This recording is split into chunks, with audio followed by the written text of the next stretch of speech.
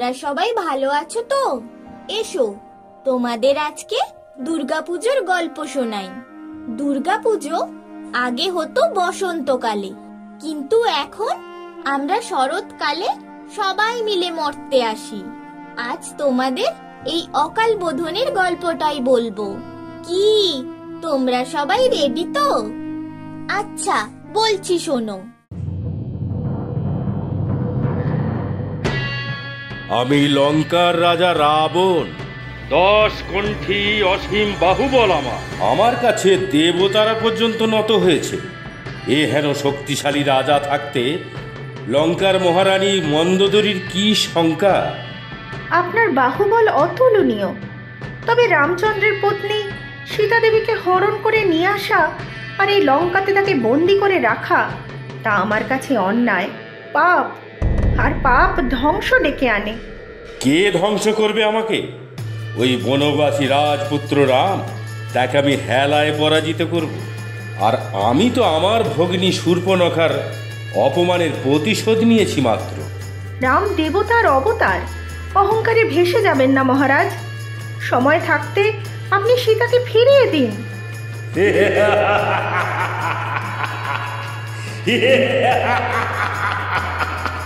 সামান্য রামকে আমি ভয় পেয়ে সীতাকে ফিরিয়ে দেব? আমি জানি সীতাকে খুঁজতে খুঁজতে ওই রাম নিশ্চয়ই এদিকে এসে পৌঁছাবে, আর তখনই যুদ্ধে বিনাশ করব আমি।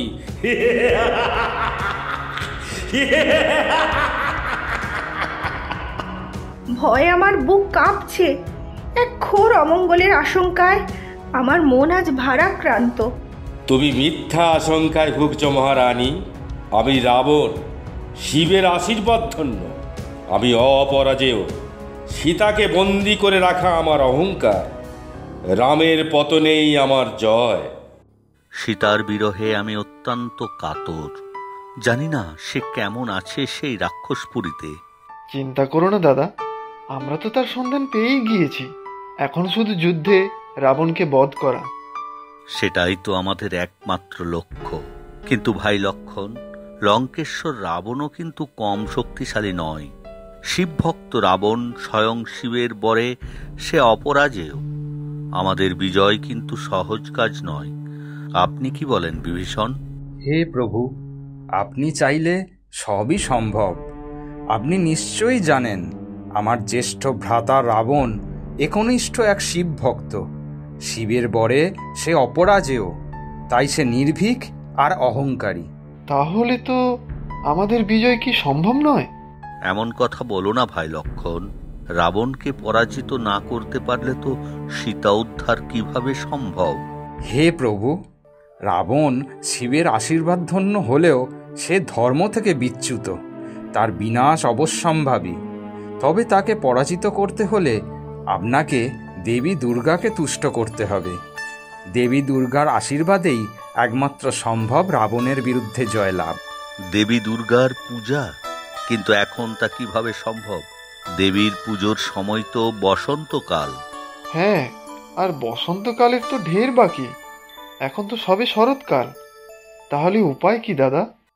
সে উপায় তো আমারও জানা নেই ভাই লক্ষণ। হে বিভীষণ, আর কি কোনো উপায় আছে? ক্ষমা করবেন প্রভু, অন্য কোনো উপায় তো আমার জানা নেই। তাহলে দেবী দুর্গার পূজার জন্য আমাদের কি বসন্তকাল পর্যন্ত অপেক্ষা করা ছাড়া আর কোনো পথ নেই? বেদনায় আমার বুক ভেঙে যাচ্ছে। তাহলে দাদা, পরাজয় নিশ্চিত জেনেও আমাদের রাবণের সাথে যুদ্ধ করা ছাড়া আর কোনো গতি নেই। সত্যি, সীতাকে উদ্ধারের জন্য যুদ্ধ অনিবার্য।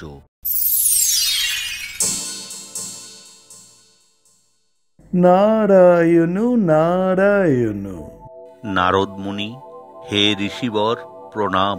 প্রণাম হে প্রভু রাম। আপনার চিন্তার কি কারণ প্রভু? বসন্তকালে হয় দুর্গা দেবীর পুজো। এদিকে তাকে আরাধনা করে তুষ্ট না করতে পারলে রাবণকে পরাজিত করা সম্ভব নয়। এখন তো সবে শরৎকাল, তাই প্রতীক্ষা ছাড়া আমাদের তো কোনো উপায় নেই। হে রাঘব, আপনি দুর্গা দেবীকে এই শরৎকালেই আরাধনা করুন। ভক্তি যদি সত্য হয় তাহলে দেবী অবশ্যই তুষ্ট হবেন, দেখা দেবেন আর মনোবাঞ্ছা পূর্ণ করবেন। আর শরৎকালে মা দুর্গার এই পুজোই হবে অকাল বোধন। কিন্তু মুনিবর, কিভাবে আয়োজন করব সেই দুর্গা দেবীর অকাল বোধন?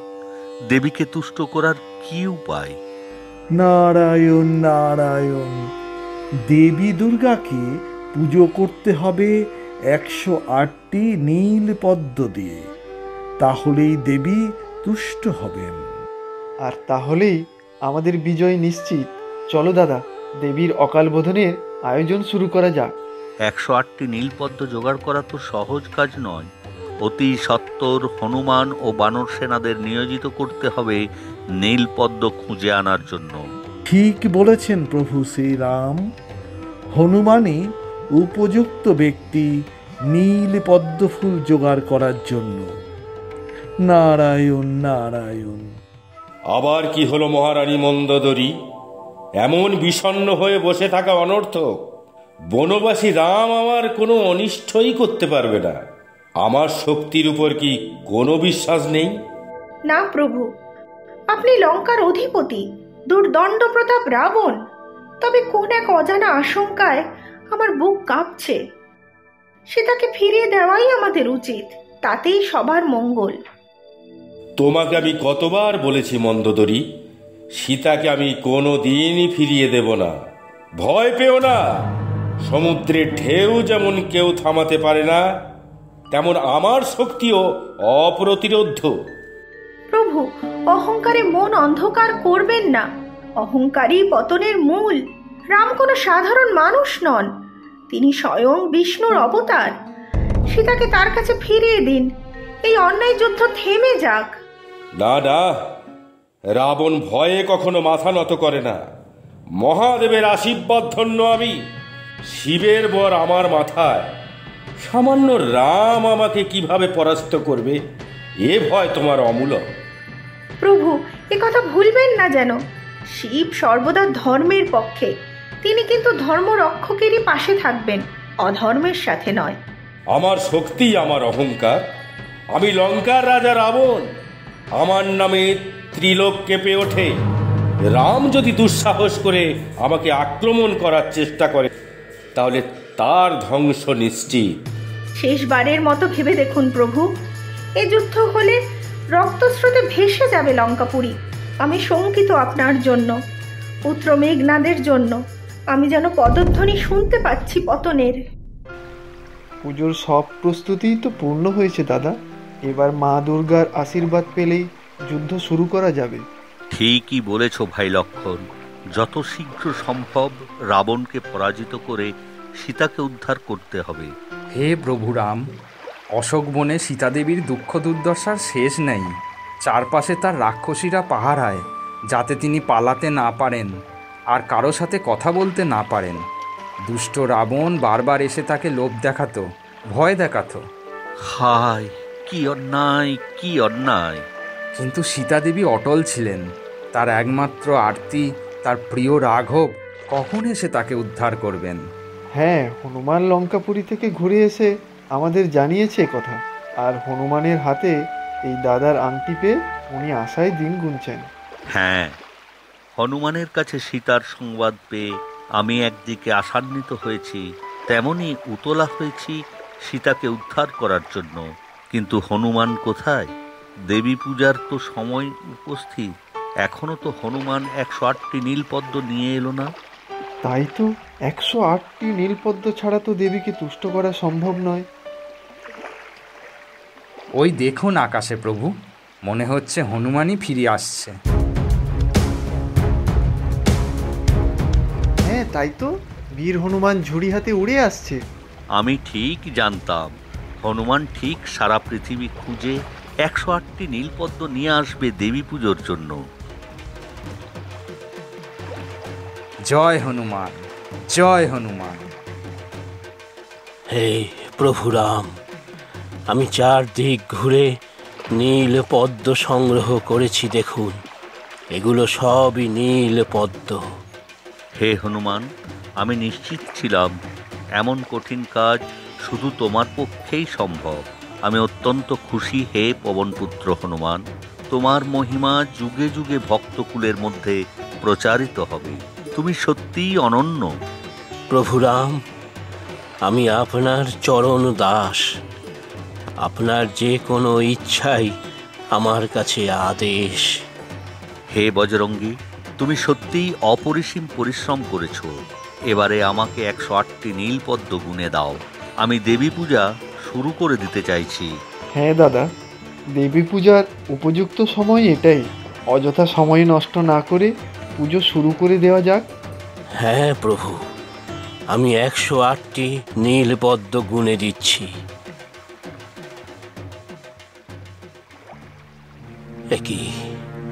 এ কি করে সম্ভব? কি হয়েছে হনুমান?